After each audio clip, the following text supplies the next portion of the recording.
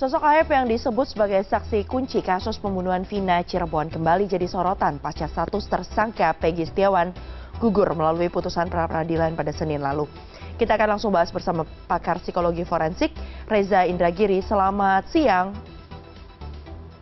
Selamat siang. Baik, status Peggy Setiawan ini tersangkanya statusnya sudah gugur ya melalui sidang pra-peradilan, putusan yang sudah dinyatakan oleh Hakim Pengadilan Negeri Bandung. Yang kemudian jadi sorotan adalah Aep yang disebut sebagai saksi kunci yang mengaku melihat Peggy saat kejadian ini itu tiba-tiba menghilang begitu. Dan kesaksiannya pun dipertanyakan. Yang menjadi catatan Anda terkait dengan kasus ini sejauh ini seperti apa? Ya, dalam beberapa menit setelah Hakim Iman Sulaiman mengeluarkan putusannya, saya buru-buru memberikan pengingat kepada teman-teman media dan publik untuk tidak lupa terhadap dua orang sesungguhnya. Pertama, Aep, yang kedua Sudirman.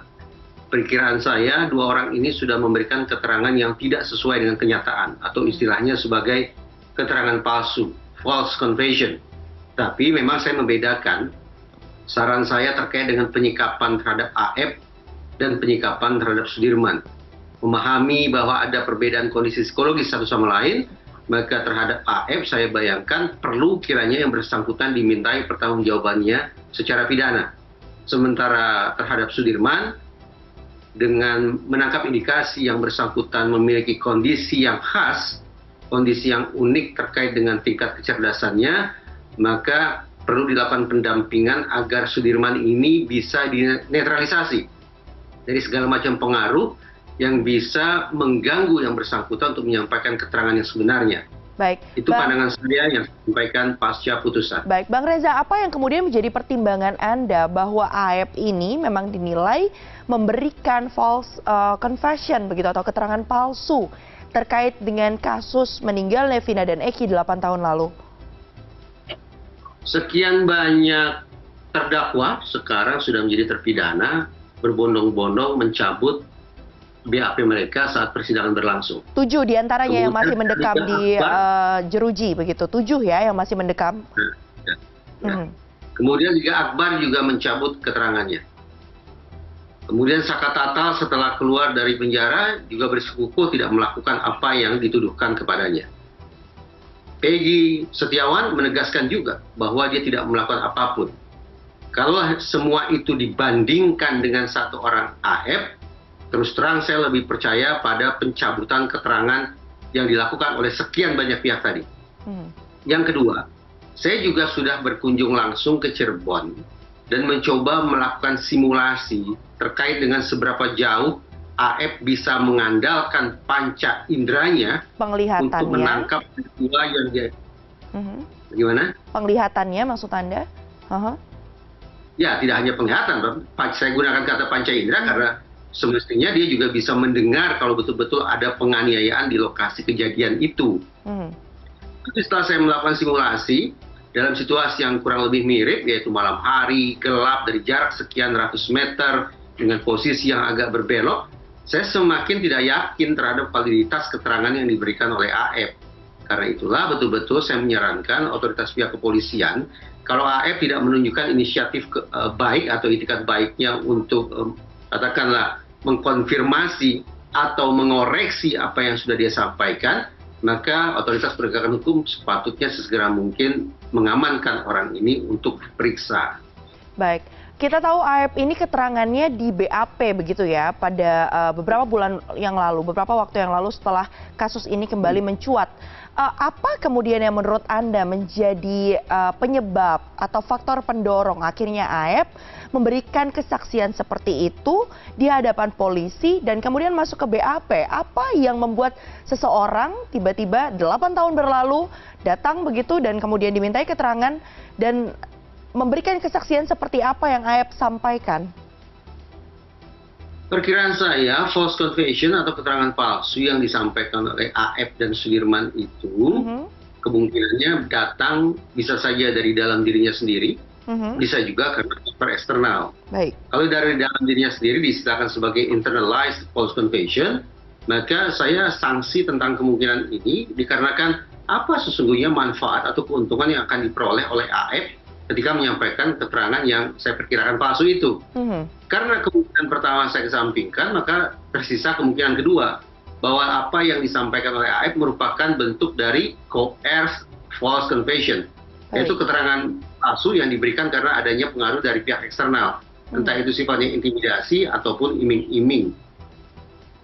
Baik, karena memang seperti yang kita tahu ini datanya pemeriksaan atau keterangan yang disampaikan AF ini di BAP ya, di keterangan disampaikan dalam pemeriksaan 22 Mei 2024, artinya di tahun 2024, 8 tahun berlalu AF baru buka suara gitu ya, kalau kita merunut kronologi yang ada. Mas Reza, kita tahu bahwa saat ini Peggy Setiawan kemudian juga sudah dinyatakan status tersangkanya gugur melalui sidang pra-peradilan Pengadilan Negeri Bandung.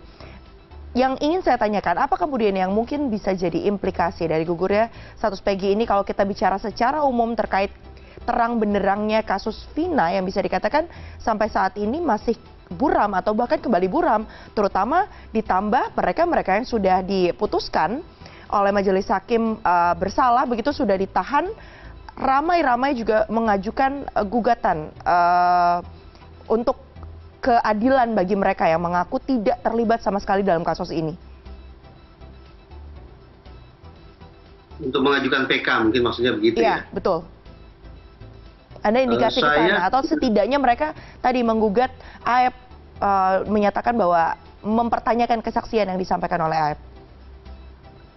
Kasus Cirebon ini dibingkai sebagai kasus pembunuhan berencana secara berkelompok. Dan Peggy Setiawan sempat disebut oleh Polda Jabar sebagai orang yang mengotaki pembunuhan berencana tersebut. Nah sekarang nanti Peggy Setiawan sudah jelas bahwa dia bukan orang yang mengotaki apapun, tidak mengotaki kejahatan, apalagi mengotaki pembunuhan berencana yang disebut-sebut sebagai peristiwa Cirebon. Kalau kemudian orang yang mengotaki ternyata sudah gugur dengan sendirinya, bagaimana lantas Polda Jabar bisa mempertahankan simpulan, mempertahankan narasi bahwa sudah terjadi pembunuhan berencana yang dilakukan secara berkelompok dengan otaknya adalah Peggy Setiawan? Apakah ke-8 orang yang berstatus sebagai terpidana itu akan tetap dipaksakan diposisikan sebagai kaki tangannya Peggy Setiawan? Sebagai eksekutor lapangan? Sebagai orang yang sudah melaksanakan perencanaan yang dibangun oleh Peggy Setiawan? Nah inilah menurut saya implikasi pertama dari adanya putusan pra-peradilan. Bahwa sekali lagi narasi tentang pembunuhan berencana berkelompok itu tampaknya akan gugur dan membuka peluang bagi para terpidana untuk menjalankan PK. Itu yang pertama. Baik. Yang kedua, bagaimana Mbak? Iya, yang kedua? Yang kedua adalah karena validitas keterangan lagi-lagi beralasan untuk kita ragukan, validitas keterangan merupakan persoalan yang sangat serius pada pengungkapan kasus Cirebon, maka saya ingin menegaskan ulang rekomendasi saya bahwa perlu dilakukan eksaminasi terkait dengan kerja saintifik tahun 2016. Rekomendasi yang sudah saya sampaikan sejak dahulu ini ternyata satu arah dengan testimoni sekaligus otokritik yang sudah disampaikan oleh Kapolri Jenderal Listio Sigit, bahwa pengungkapan kasus atau penegakan hukum pada tahun 2016 mengabaikan kaidah saintifik. Oleh karena itu, implikasi yang kedua, sangat penting, bahkan mutlak sesungguhnya menurut saya, bagi Polda Jabar didukung oleh Mabes Polri untuk melakukan review kembali terhadap kerja-kerja saintifik itu. Bukti-bukti saintifik yang rapuh harus diungkap ke publik secara terbuka. Dan siapa tahu akan muncul alat bukti baru atau novum yang dibutuhkan untuk peninjauan kembali. Alat bukti saintifik yang menurut saya rapuh itu pertama, CCTV yang tidak dibuka. Sperma tidak diuji DNA. Hasil otopsi juga mengundang tanda tanya. Dan satu lagi yang betul-betul ingin saya berikan garis bawah pada hari-hari belakangan ini adalah di mana gerangan bukti komunikasi elektronik antar pelaku dan korban pada malam kejadian tahun 2016 tersebut. Hitung-hitungan di atas kertas, kalau bukti elektronik ini bisa diungkap, sangat mungkin simpulan tentang kasus Cirebon akan berbalik arah dan nasib para terpidana juga akan berubah 180 derajat. Baik, untuk kemudian mengungkap kasus yang sudah berlangsung sejak tahun 2016, artinya 8 tahun silam ini, menurut Anda penting untuk kemudian dibuka ya, atau berdasarkan scientific evidence yang ada, mengungkap kasus ini agar kembali terang benderang? Karena walaupun Peggy status tersangkanya sudah gugur, namun tentu pihak keluarga mempertanyakan bagaimana kemudian kelanjutan dari kasus ini. Apakah kemudian memang benar-benar menjadi satu kejadian kecelakaan dan siapa, maksud saya pembunuhan berencana, dan siapa kemudian yang bertanggung jawab atas kasus ini. Dan itulah jawaban yang ditunggu oleh pihak keluarga tentunya. Terima kasih banyak atas keterangan yang Anda sampaikan. Sudah bergabung bersama kami di CNN Indonesia Connected pada hari ini, pakar psikologi forensik Reza Indragiri. Selamat siang. Terima kasih, selamat siang.